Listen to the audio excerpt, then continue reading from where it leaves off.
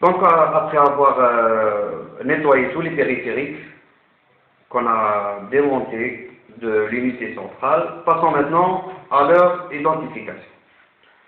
Donc, premièrement, on a la boîte d'alimentation. On va regarder le voici. Alors, c'est un ATX. En voyant le connecteur de 20 broches, qu'on voit ici, qui alimente la carte mère. Et on a le reste ici, les connecteurs des périphériques, qui alimentent les périphériques. On a ici le connecteur de lecteur de disquette.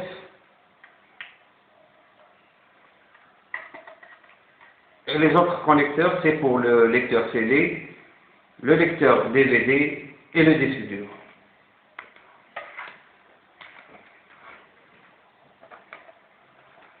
On va lire les inscriptions qui sont inscrites ici concernant la puissance et le voltage, etc. Donc, le modèle, c'est un ANS. L'input alternative current est de 115 à 230 volts. Il accepte les deux polarités. Et le courant maximal, c'est de 4 à 6 ampères. Et sa fréquence maximale est de 50 à 60 Hz. On a terminé pour le boîtier.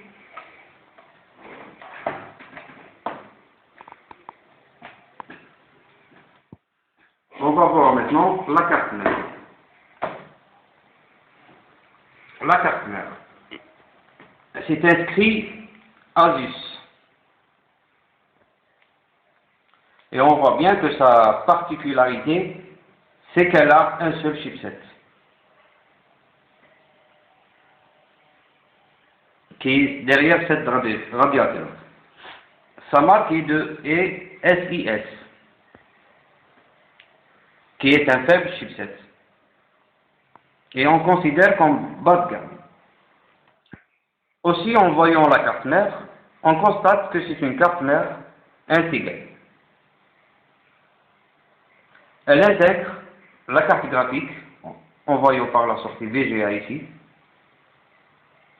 la carte son, et elle intègre aussi la fonction USB. On voit maintenant le socket. C'est un 370 PGA,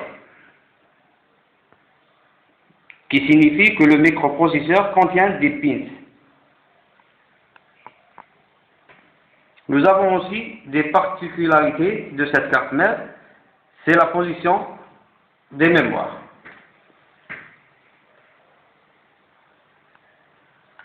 Nous avons uniquement deux positions.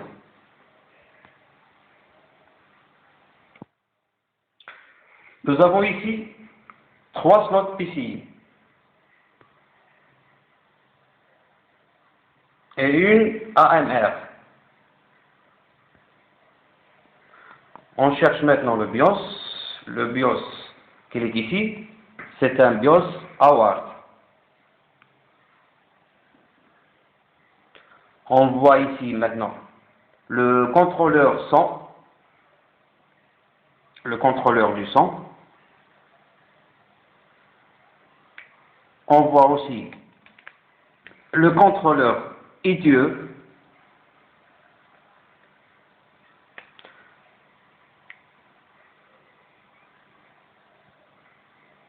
Le connecteur qui alimente la carte mère, ATX.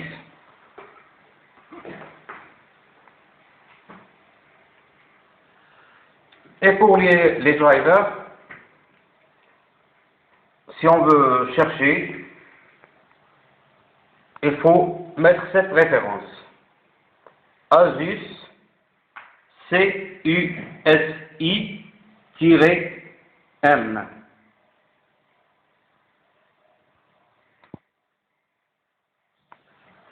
Donc, on a terminé de voir la carte mère.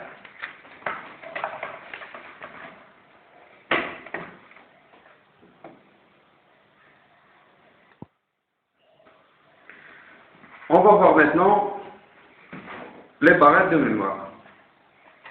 La première barrette est du marque Spectec. Je ne sais pas si on peut voir la marque. J'essaie de lire. C'est une SDRAM d'une capacité de 256 mégabits, PC 133.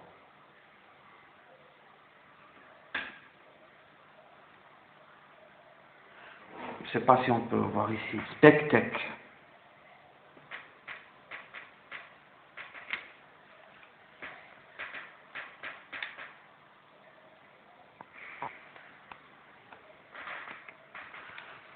On va voir la deuxième barrette.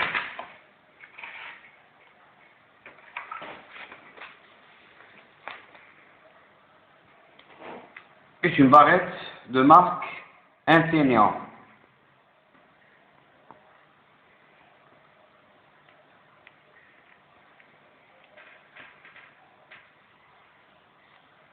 J'essaie de lire. C'est une SDRAM de 256 mégabits, PC 133. On voit bien que les SDRAM,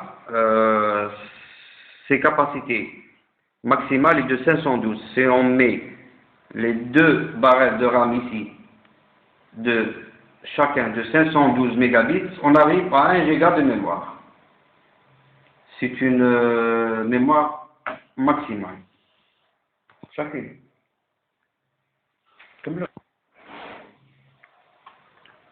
On va voir maintenant le CPU. On voit bien ses broches. On a parlé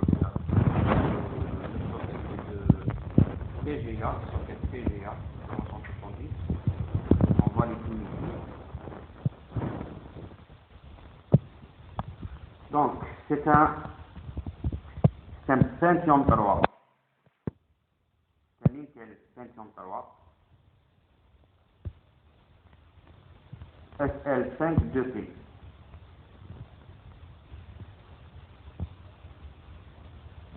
Son outil de fabrication est de Mali. Je ne sais pas si on peut voir ici. C'est un pétard.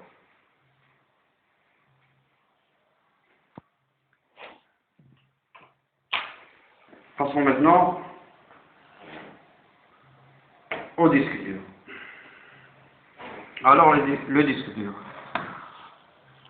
On voit pas la marque de disque dur. Alors on essaye de chercher quelque part ici.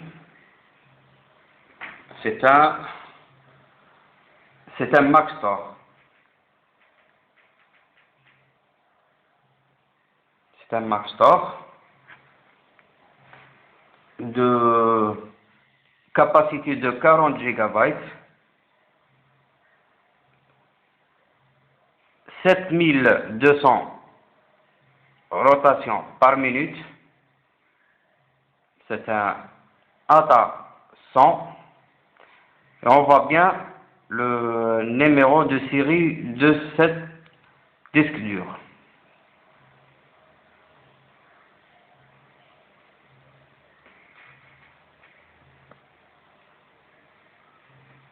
Le pays de fabrication, made in Singapour.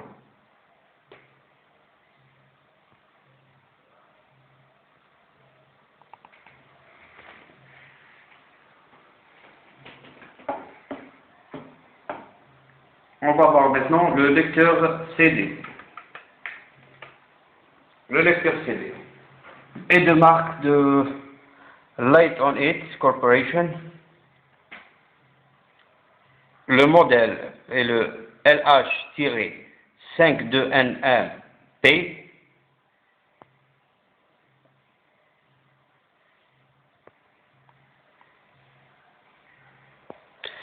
Sa date de fabrication, décembre 2006.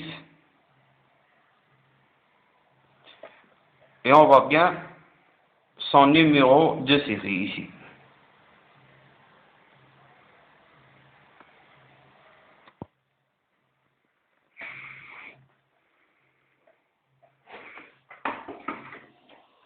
On va voir maintenant le lecteur DVD. On voit bien l'inscription ici, DVD-ROM Drive SH-D162. Sa date de fabrication est de mars 2008. Le pays de fabrication, Made in Indonesia. On voit la marque ici, c'est Toshiba Samsung Storage Technology. On a terminé par le lecteur DVD. Passons maintenant au lecteur de disquettes. Alors, le lecteur de disquettes est de la marque Samsung.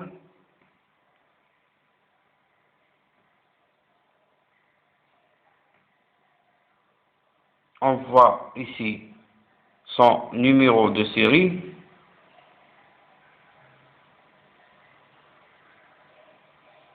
SFD-321B.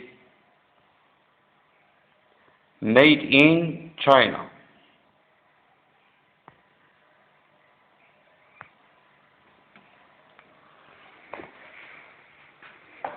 Et comme ça, on a terminé à identifier tous les périphériques qu'on a démontés de l'unité centrale.